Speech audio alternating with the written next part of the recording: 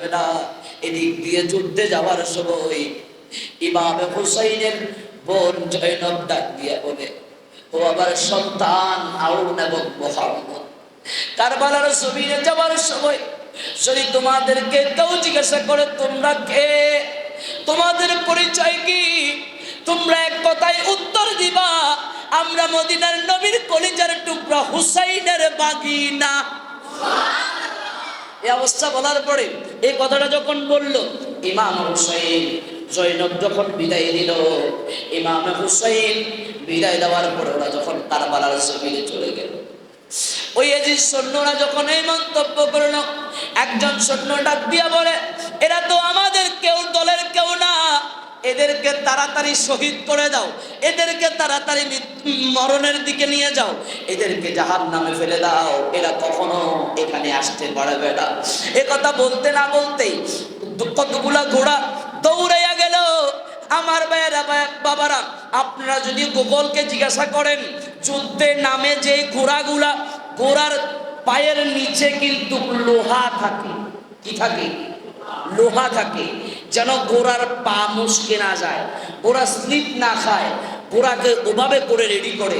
ওই অবস্থার মধ্যে ইমামের হুসাইনের ভাগিরা হযরতে আউন এবং মুহাম্মদ যুদ্ধে যখন গেল, ওই অবস্থার মধ্যে ওই এজিদ সৈন্যরা হুসাইনের ভাগিনা দুইটাকে, আউন এবং মুহাম্মদকে এমন ভাবে ঘোড়া দিয়ে তারা ধাক্কা দিল, দুইটি ভাই মাটির মধ্যে পড়ে গেল।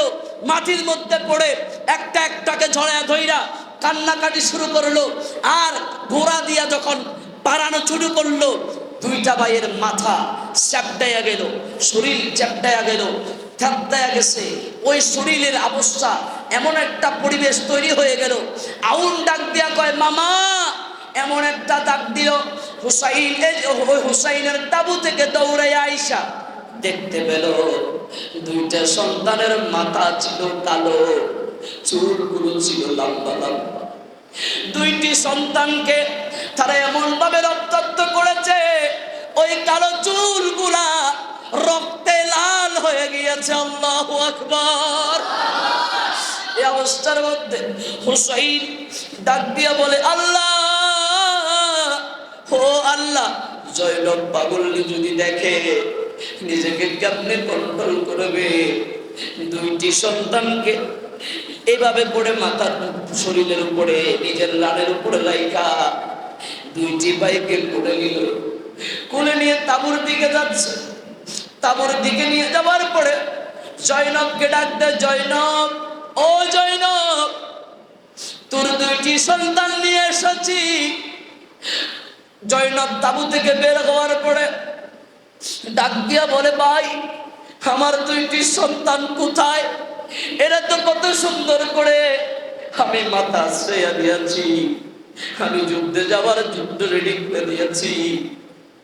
ও ভাই, এত সুন্দর চেহারা, আমার মনে হয়েছিল তারা যখন যুদ্ধে যাচ্ছিল, এক ভাই পেয়েছে হুসাইনের চেহারা, আরেক ভাইয়ের চেহারায় মনে হয় তুমি হাসানের চেহারা। ও ভাই, এ আউন এবং মুহাম্মদ কোথায়?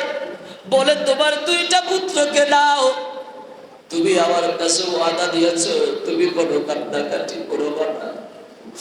জয়নব দুইটা সন্তানকে মাটির মধ্যে শুয়াইয়া দিয়া, মাঝখান দিয়া শুইয়া ডাক দিয়া বলে, আল্লাহ, ও আল্লাহ, আমি আমার সন্তানকে অতক্ষণ দাফন করব না যতক্ষণ আপনি আমাকে মদিনার নবীর মাধ্যমে আমাকে না জানান এই আমার আউন এবং মুহাম্মদের রক্তের বদৌলতে আমার নানা মদিনার নবী রাসূলুল্লাহর একটা উম্মত জাহান্নামে যাবে না। এটার ওয়াদা যদি আপনি দেন, আমি আমার সন্তানগুলাকে মাটির নিচে দাফন করব, অন্যথায় আমি আমার সন্তানগুলাকে দাফন করব না। হুসাইন ডাক দিয়া বলে, বোন, কান্নাকাটি করিস না, মদিনার নবীর কলিজা ছিঁড়ে যাবে, মদিনার নবী কষ্ট পাবে। জয়নব ডাক দিয়া কয়, ভাই, আমার দুইটা কোলের সন্তান, কেমনে তারা আমার দুইটা সন্তানকে এইভাবে তেতলাইয়া দিল? এমন একটা পরিস্থিতির মধ্যে ইমাম হুসাইন জয়নবের চোখের পানি দেখা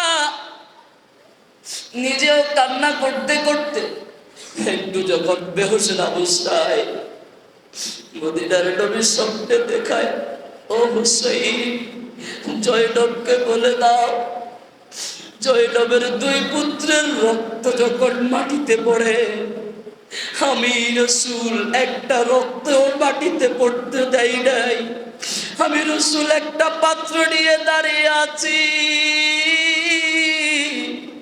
ওই দুইটা সন্তানের রক্ত আমি মদিনার নবী হেফাজত করে রেখেছি। ও হুসাইন ডাক দিয়া বলো, মদিনার নবীর উম্মতকে আল্লাহ জাহান্নামে দেবে না, এদের রক্তের বদৌলতে আল্লাহ উম্মতগুলোকে জান্নাতে দিয়ে দেবে।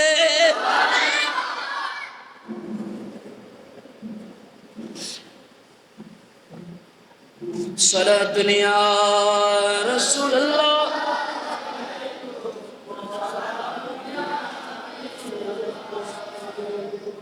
আমার বাবার ভাইরা, যার সন্তান হারায় সেই বুঝে কত কষ্ট।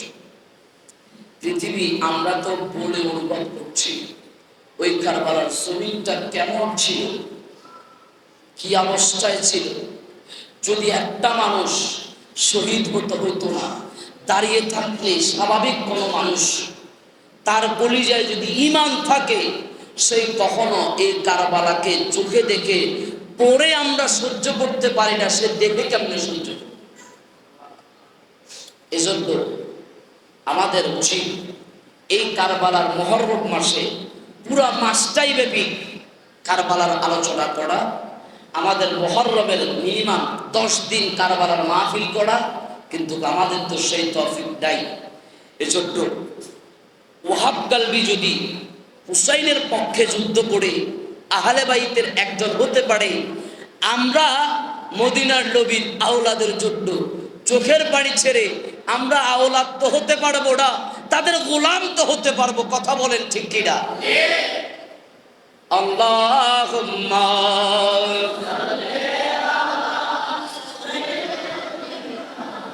মাওলানা মুহাম্মদ ওয়া আলা আলিহি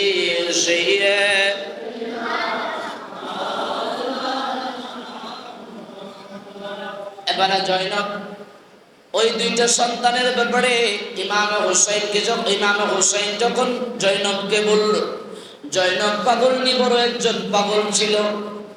একটু ঠান্ডা হওয়ার পরে জয়নব ডাক দিয়া তাঁবুর ভিতরের থেকে ডাক দিয়া বলে, আব্বাস, ও আব্বাস, যাও যাও, তাড়াতাড়ি যাও, ঘরের মধ্যে কিচ্ছু নাই, শহর বানুর গলাটুকু শুকিয়ে আছে। 6 মাসের শিশু আলিয়াজ ঘরের আম্মা কলিজাটুকু ভেদ করে যখন আলিয়াজ ঘরের কলিজার মধ্যে তীরে ঢোকাচ্ছে, 6 মাসের শিশুর আব্বার অবস্থা খুবই খারাপ। সব চাইতে আলী আওসাদ মানে জয়নুল আবিদিনের বড়ই অবস্থা খারাপ। একটু পানির ব্যবস্থা করো, যাও যাও, ফুরাত নদী থেকে একটু পানির ব্যবস্থা করে দাও। হযরত আব্বাস বোনের কথা শুনে রেডি হয়ে গেল, পানির একটা পুলটা নিল, চামড়ার একটা থলে নিল, নিয়ে এদিক দিয়ে বাঁধে নাই, জানে এরা বড় খারাপ মানুষ, এদিক দিয়ে বুকের মধ্যে রাইখা এভাবে করে নিছে, 2টি রশি দিয়ে বেঁধে পানির থলেটাকে এখানে নিছে বুকের মধ্যে। চিন্তা করেছে পিঠ দিব মগর বুক দেব না, এই পানি আমি আমার জয়নব পর্যন্ত পৌঁছে ছাড়ব। ইমাম হুসাইনের কাছে গিয়া বলে, ও আকা, আব্বাস হুসাইন দুটা ভাই, কিন্তু কখনো ভাই বলে ডাকতো না, হুসাইনকে কি ডাকতো? আকা। কি ডাকতো?